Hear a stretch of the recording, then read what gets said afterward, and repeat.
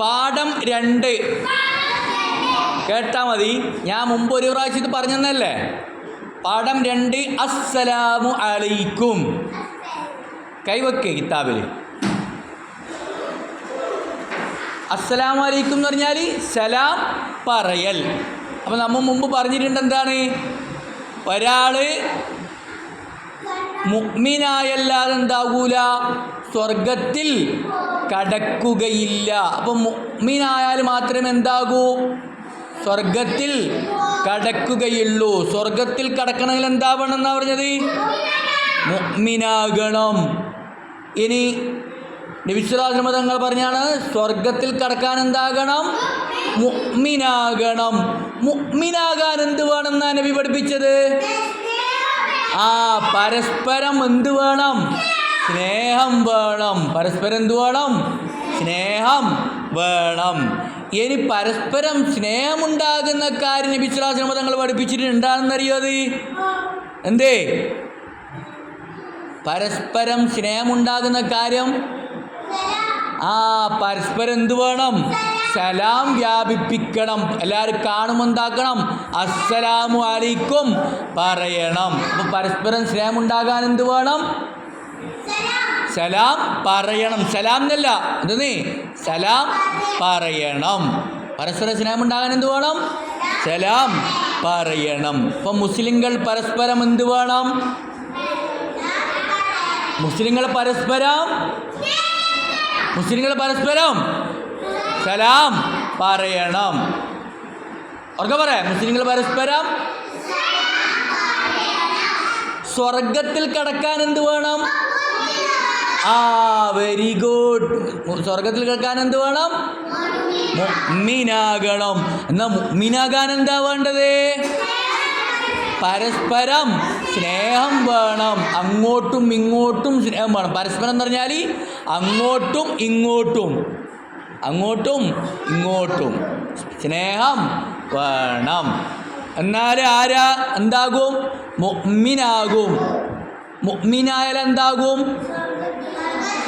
അപ്പം പരസ്പരം സ്നേഹമുണ്ടാകാൻ എന്ത് വേണം, അപ്പുറത്തേക്ക് മറിച്ചോ, പരസ്പരം സ്നേഹമുണ്ടാകാൻ എന്ത് വേണം,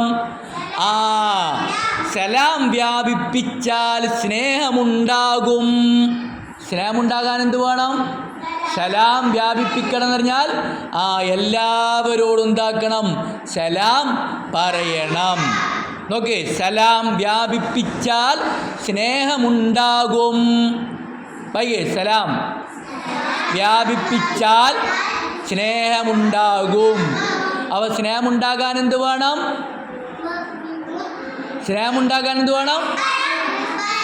സലാം പറയണം, സലാം വ്യാപിപ്പിക്കണം. അപ്പോഴേ എന്തുണ്ടാകും, സ്നേഹം ഉണ്ടാകും. ഇനി എങ്ങനെയാ സലാം പറയേണ്ടതറിയോ, എങ്ങനെ, അസ്സലാമു അലൈക്കും. കുറേ ആളുണ്ട് അസ്സലാമലൈക്കും അങ്ങനെയാ പറയേണ്ടത് സലാം അല്ല, അങ്ങനെയല്ല സലാം പറയേണ്ടത്. ഇത് സലാമല്ല. പിന്നെ എങ്ങനെ സലാം പറയല്, അസ്സലാമു അലൈക്കും. പറഞ്ഞേ ഒന്നും കൂടി. ഇനി ഇവിടെ മാർച്ച് വിട്ടിട്ട് അപ്പുറത്തെത്തിക്കാൻ അസ്സലാമലൈക്കും ആക്കോ, അസ്സലാമലൈക്കും ആക്കല്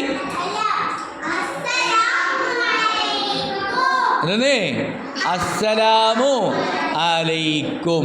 അപ്പോൾ ഒരാൾ അസ്സലാമു അലൈക്കും എന്ന് പറഞ്ഞാൽ കേട്ടാൽ എന്താ പറയേണ്ടത്, വഅലൈക്കുമുസ്സലാം. അല്ലാതെ എന്തല്ല, വഅലൈക്കും അസ്സലാം അല്ല. പിന്നെങ്ങനെ, അങ്ങനെ സലാം അടക്കൽ, വഅലൈക്കുമുസ്സലാം എന്നാണ് സലാം അടക്കേണ്ടത്. സലാം പറയേണ്ടത് എങ്ങനെ, അസ്സലാമു അലൈക്കും എന്നാണ് സലാം പറയുക. പറഞ്ഞേ, അസ്സലാമു അലൈക്കും എന്നാണ് സലാം പറയുക. കൈവക കിതാബിൽ നോക്ക്, അസ്സലാമു അലൈക്കും എന്നാണ് സലാം പറയുക. വഅലൈക്കുമുസ്സലാം എന്നാണ് സലാം അടക്കുക. അപ്പം എങ്ങനെയാ സലാം പറയല്? എങ്ങനെ? ഒന്നും കൂടി. അപ്പൊ കേട്ടാൾ എന്ത് വേണം? എന്തെന്ന് വേണം? അപ്പൊ മദ്രസിലേക്ക് വന്നിട്ട് ഇവിടെ കുറേ ആൾ ഇരിക്കുന്നുണ്ടാവൂലേ? അപ്പൊ വന്നാൾ എന്ത് പറയണം?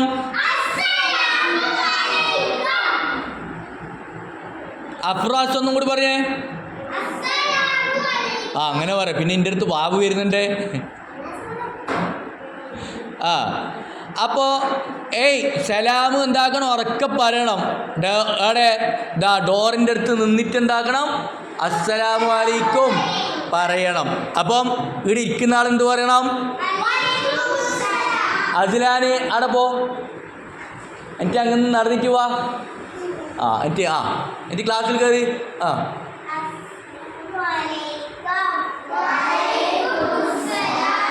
Very good. ഇനി എല്ലാ ദിവസവും ഇങ്ങനെ പോലെ തന്നെ കേട്ടാ.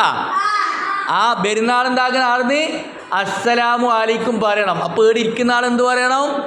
വഅലൈക്കുമുസ്സലാം. ഇനി സലാം പറയില്ല, അങ്ങനെ പറയില്ലേ?